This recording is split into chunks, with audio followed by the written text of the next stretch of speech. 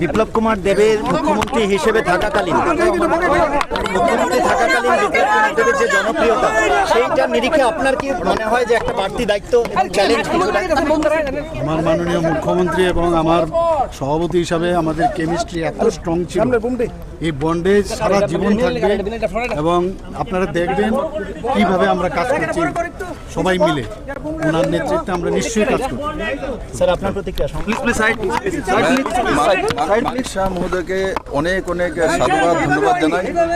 উনি একজন ভালো ব্যক্তি এবং সাধু মানুষ, তার জন্য পার্টি ওনাকে সভাপতি বানিয়েছিল এবং সভাপতিকে নাতে উনি ভরপুর কাজ করেছেন। লোকাল বডি ইলেকশন হয়েছে, ওনার নেতৃত্বে আপনি দেখেছেন সমস্ত সব কটা সিট ভারতীয় জনতা পার্টি জিতেছে। আর আজকে যে নতুন দায়িত্ব নিতে চলছেন না, বিধায়ক দলের নেতা চুনেছেন, তার জন্য আমি ওনাকে অনেক অনেক সাধুবাদ জানাই, ধন্যবাদ জানাই। আর আমি আশা করি যেই কাজগুলো আমি শুরু করেছি মানিকবাবু সেগুলোকে আরও ত্বরান্বিত করবে। পার্টি এবং সরকার দুয়োকে শক্তিশালী করার এখন ওনার কাছে দায়িত্ব। আর আমাকে যা যা করতে হবে, সংগঠনের দিকে যা যা করতে হবে, সরকারও যেটা করতে হবে, আমি মানিকবাবুর সঙ্গে সবসময় থাকবো। পদক্ষেপ হিসেবে কোথায় দেখা যাচ্ছে?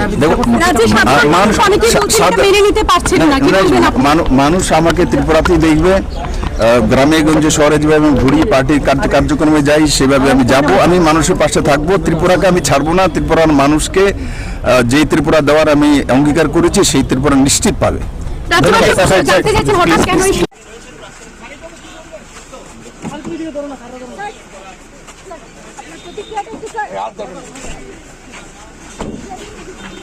উঠে এসেছে এবং মানিক শাহ মানবরাশি সুবিধা করেছে। এখন দেখার বিষয়